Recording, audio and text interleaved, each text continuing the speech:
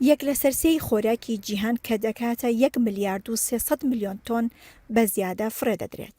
ئەڵمانیاش یەکێکە لە وڵاتانی کە خۆراکێکی زۆری تێدا دەخرێتە تەنەکەی زبڵەوە.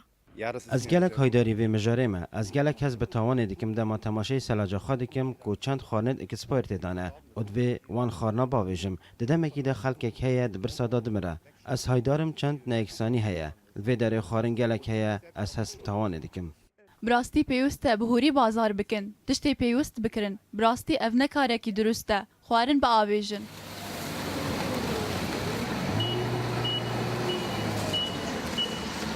ساڵانە لە ئەڵمانیا زیاتر لە 11 میلیۆن تۆن خۆراک فرێدەدرێت، واتە لە یەک چرکەدا 348 کیلۆ خۆراک دەخرێتە تەنەکەی زبڵەوە. هەر تاکێک لە ئەڵمانیا ساڵی نزیکەی 134 کیلۆ خۆراک بەزایە فرێدەدات.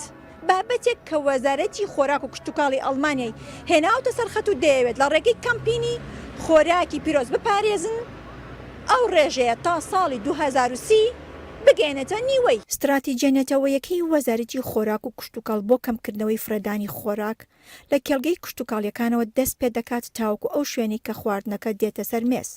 ساڵانە لە بازار و سوپەرمارکێتەکاندا بە بەهای 180 میلیۆن ئۆیرۆ خۆراک دەفرۆشرێت. بەرپرسی خۆراک لە ناوەندی بەکارهێنەر دەڵێ دەبێت هەر تاکێک بەرپرسیارەتی بگرێتە ئەستۆی خۆی و خۆراکی زۆر نەکڕێت. پرسگرێک دوەیەکێدایەک و گەلک خواردن تێ بەرهەمانین لە دەما ئامادەکردنەوەێ هەر لەوێ دەرێ گەلک خواردن تێ ئاوێتن واتە ئەم دەکارین ڕێگری لە ئاوێتنەوە نزیکی 120 بۆ 130 بکەین. پرسگرێکا دویانجی ئەوە ئەگەر تەماشای پێکی و کەسکاتیە بکەین دەبێت بازاراندا باشترین و جوانترین هەبە. پێکی و کەسکاتی بەرهەمێن چاندنیەنە واتە نکارن هەموو باش و جوان بن لە دەما جوداکردن و ئامادەکردنێ ئەو پێکێن جوان تێن هەلگرتن و هێشتا نەگەهێشتنە سوپەرمارکێتان تێن جوداکردن پرانیا وان تێن ئاوێتن و دەئاوێژن ناو زبلدانێ. ڕێکخراوی تافل یەکێک لەو ڕێکخراوە مرۆیانی کە ساڵانە نزیکەی 260,000 تۆن خۆراک لە سوپەرمارکێتەکان وەردەگرێت و ڕێگە نادات فرێ بدرێن. ئاوێتنا خواردنê li Almanya pirsgirêkeke mezin e ji ber vê yekê giring e ku niha hikûmet hatiye serxet û dixwaze li hember vê pirsgirêkê biraweste.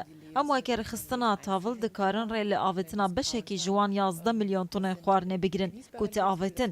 Em wan xwarinan ji xwendkaran ya xwediyên kompanyan nakirin. Lê belê em markêtan dikirin. Kopiraniya wan xwarinên gelek başin û em bi wan kesan didin ku dahatê wan kêm e. Me cihên xwe yên taybet heye ku ew kesê tên cem û para xwe dibin. Heftiyane em xwarina nêzîkî 8,000 kesan dabîn dikin ku dibe nêzîkî 20 tonên xwarinê. 20 Tonnen Lebensmittel die Woche, die wir verteilen. کەمپینی وەزارەتی خۆراک و کشتتوکاڵ دەستی پێکردووە. جگەلەوەی سێکتەرێکی تایبەت بۆ گفتوگۆ لەگەڵ لایەنی پەیوەندیدار دادەمەزرێنرێت لە هەمان کاتیشدا هۆشداری دەدەنە خەڵک چۆن خۆراکەکەیان بپارێزن و وەرکشۆپ لە قوتابخانەکاندا ساز دەکەن و نیشانیان دەدەن کە هەندێک خۆراک لە دوای تەواوبوونی ماوەکەی هەر دەتوانرێت بخورێت. بۆ نمونە ماکەرۆنی دوای ساڵێکیش دەتوانرێت بخورێت. ئاڵاشاڵی ڕوودا و ئەڵمانیا